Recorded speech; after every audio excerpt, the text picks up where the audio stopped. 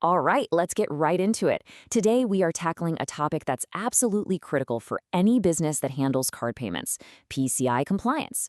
But look, this isn't going to be some dry, boring lecture on regulations. We're going to look at this for what it really is, a core strategy for protecting your business. Okay, let's dive in. First up, look at this number, $500,000. Just let that sink in for a moment. So, what is that? Well, that's the potential price tag for one single data breach. We're talking fines, legal fees, the whole shebang.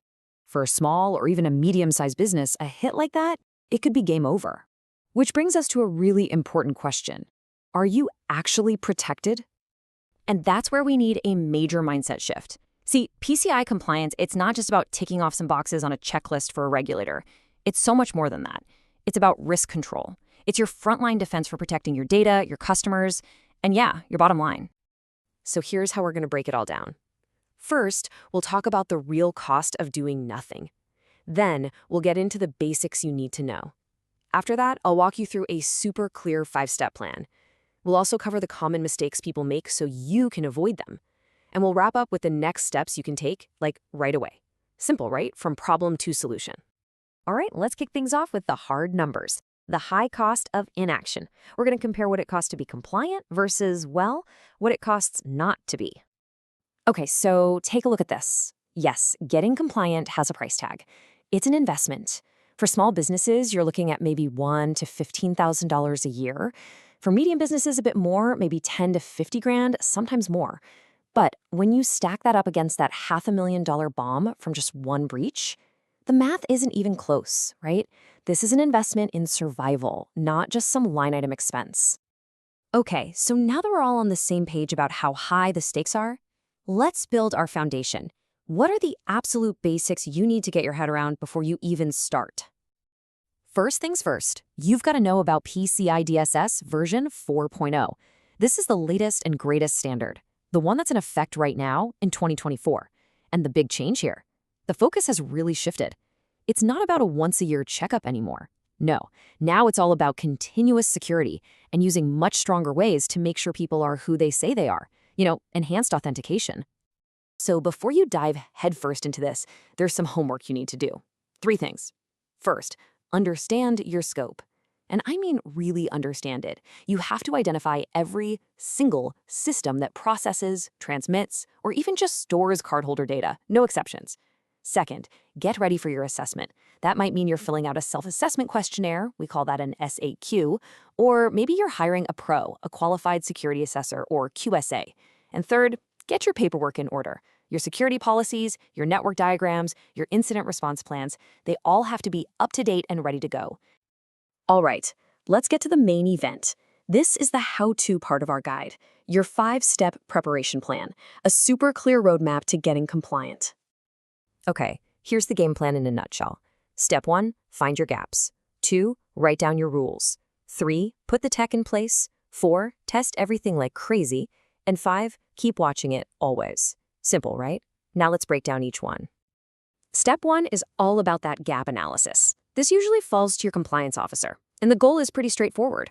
Figure out where you are right now versus where PCI says you need to be. A really quick win here, use a standard risk assessment framework to map out and list every single one of those gaps. No guesswork. Next up, step 2, documentation. Your IT security manager is probably going to own this one. And listen, this is so important. Your documents aren't just for some auditor to glance at.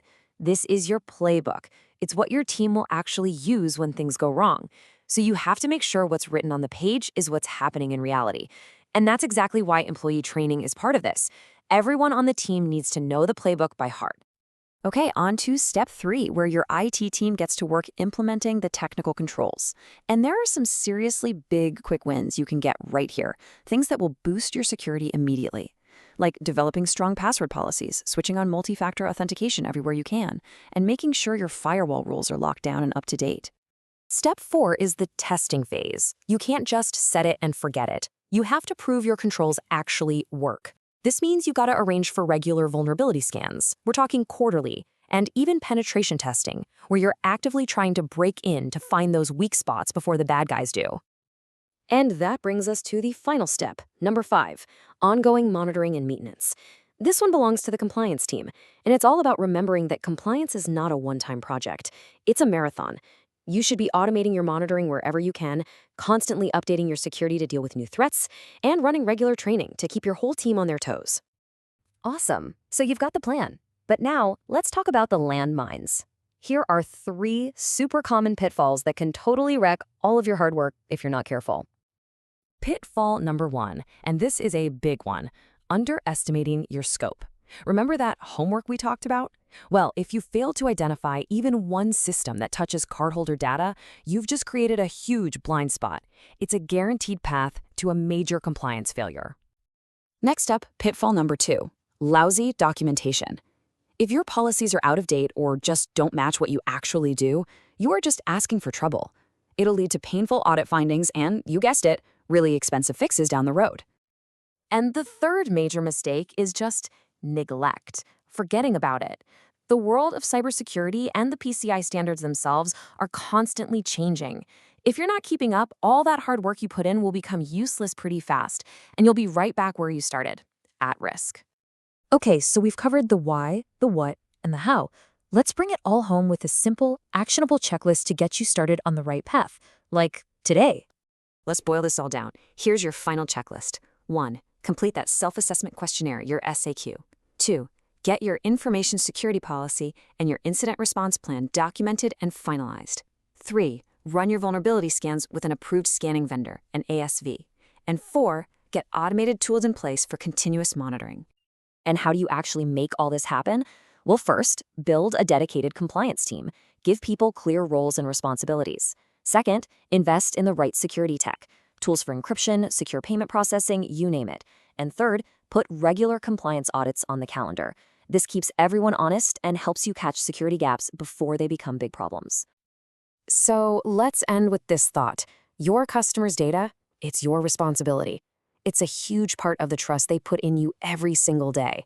So after all this, the only question that really matters is your defense ready?